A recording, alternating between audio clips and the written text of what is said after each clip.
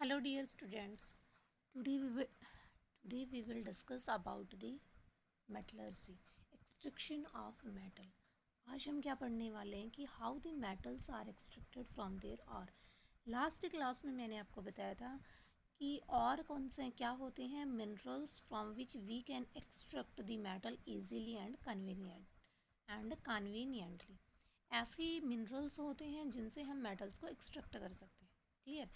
तो अब देखिए, अगर हम अपनी रिएक्टिविटी सीरीज़ की बात करें, if we talking about our reactivity series, किसकी बात करते हैं? अगर हम अपनी रिएक्टिविटी सीरीज़ की बात करें तो हमारी रिएक्टिविटी सीरीज़ के अंदर देखिए तीन तरह की मेटल हैं. जो बॉटम के अंदर है वो क्या है? Least reactive metal and which are found in free state. वो कौन सी स्टेट में पाई जाती हैं? फ्री स्टेट के अंदर. और जो बॉटम सबसे टॉप में है वो कैसी हैं? Highly reactive metal.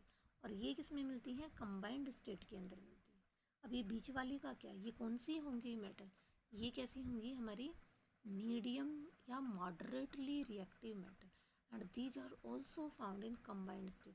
कौन सी स्टेट में? Oxide, sulphide and carbonate. ठीक है, किस में पाई जाती है? वो अपने क्लोराइड, ऑक्साइड एंड सल्फाइड्स की फॉर्म में मिलते हैं. अब देखिए ओर्स. ओर के अंदर मेटल का पार्ट क्या होता है? मैक्सिमम पार्ट होता है. और इम्प्योरिटीज़ जो होती हैं वो बहुत ही कम होती हैं. इम्प्योरिटीज़ जो हमारी होती हैं बहुत ही कम होती हैं. तो अब आप देखिए, ये देख रहे हो आप? क्या देख रहे हैं आप? ये जो मशीन है ये देख रहे हो? इसके अंदर हम क्या कर रहे हैं? हमारी मेटल को एक्सट्रैक्ट कर रहे हैं. हमारी मेटल को क्या कर रहे हैं? हम इसमें एक्सट्रैक्ट कर रहे हैं. पहले हम क्या करेंगे? ओर को कंसनट्रेट करेंगे. किसको कंसनट्रेट करेंगे? ओर. कंसनट्रेशन ऑफ ओर क्या है बेटा? कंसनट्रेशन ऑफ ओर क्या है? Removal of the impurities from the ore. और के अंदर क्या बताया था मैंने? मैक्सिमम तो क्या होता है? मेटल प्रेजेंट होता है. और कुछ ही इसके अंदर क्या होता है? इम्प्योरिटीज़ प्रेजेंट होती हैं. वो जो कुछ ही इम्प्योरिटीज़ हैं उन्हें रिमूव करना क्या है? कॉन्सेंट्रेशन ऑफ और. उन्हें रिमूव करना क्या है हमारे पास? कॉन्सेंट्रेशन ऑफ और. यहाँ देखिए, यहाँ से हमारा इम्प्योर और आ रहा है.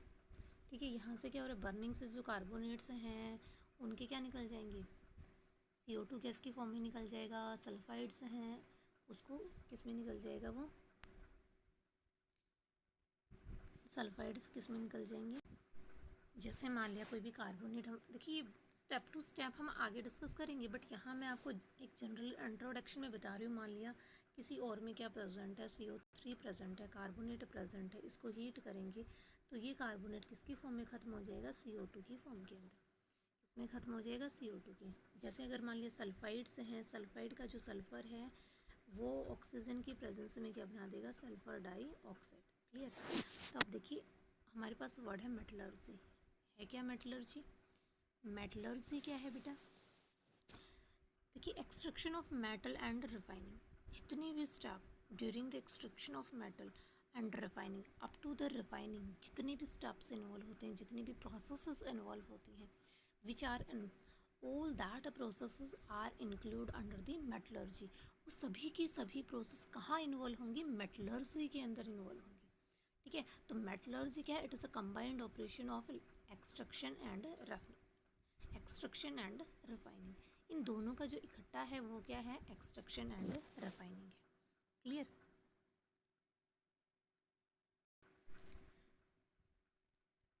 तो अब देखिए और को हम बताया था मैंने, कंसनट्रेशन ऑफ और को हम तीन पार्ट में डिवाइड कर सकते हैं. Metal of high reactivity, metal of medium reactivity, metals of low reactivity. High reactive metal aluminium है, मीडियम रिएक्टिविटी कॉपर है, और क्या है? लो रिएक्टिव मेटल हमारे पास क्या है? गोल्ड है. लो रिएक्टिव मेटल हमारे पास क्या है बेटा? गोल्ड है. तो अब देखिए बेटा, जो सिल्वर है और कॉपर, ये दोनों भी कंबाइंड स्टेट में पाई जा सकती हैं. हाईली रिएक्टिव मेटल्स को हम क्या करेंगे? कैसे एक्सट्रैक्ट करेंगे? इलेक्ट्रोलिसिस ऑफ मोल्टन ओर. उनका जो मोल्टन ओर है उसकी इलेक्ट्रोलिसिस करेंगे. मीडियम जो रिएक्टिविटी उसके पास हमारे दो टाइप की ओर्स मिलेंगे, कार्बोनेट और सल्फाइड ओर. कार्बोनेट को हम कैल्सिनेशन से करेंगे, सल्फाइड को हम रोस्टिंग से करेंगे. कार्बोनेट को हम किससे करेंगे?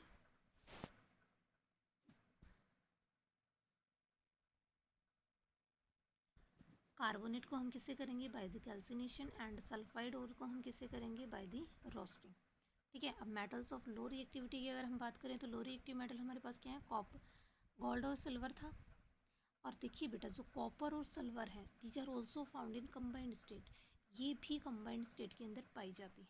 तो इसको हम कैसे रिफाइन करेंगे, हम इसको एक्सट्रैक्ट कर सकते हैं बाय द इलेक्ट्रो रिफाइनिंग से, इलेक्ट्रोलिसिस मेथड से हम इसे रिफाइन कर सकते हैं।